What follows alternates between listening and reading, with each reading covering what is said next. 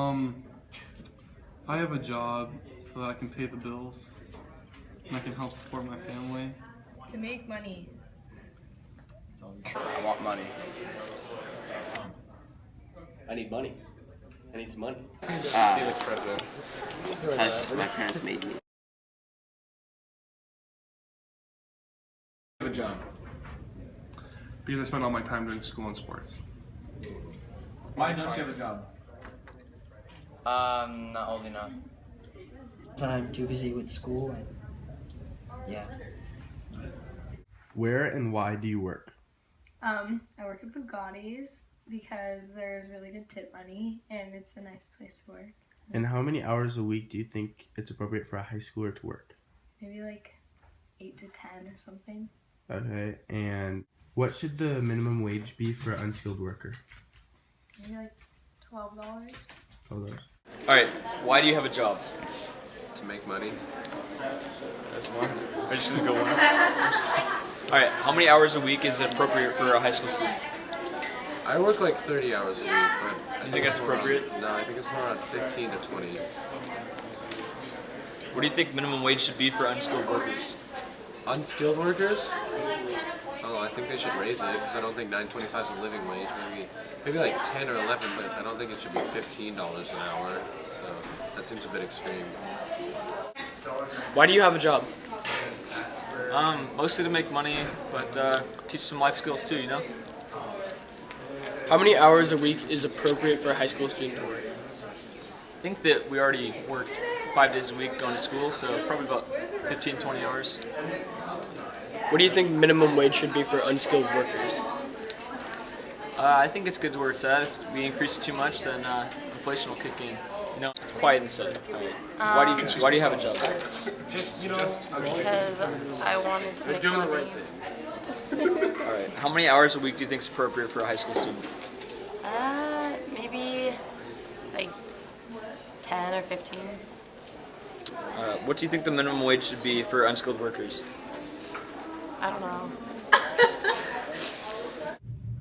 During most of the interviews, people talked about how they wanted minimum wage to increase, but they didn't realize that as minimum wage increases, unemployment also increases. And it's an effect that most people don't realize, but it is very common in the United States economy. And in the past, when minimum wage has increased, we've seen a slight increase in unemployment as well. Go ahead. Okay, so on the left here, we have the real wages, and then on the x-axis, we have employment. And then this represents the labor supply and the labor demand. And then here they intersect at equilibrium.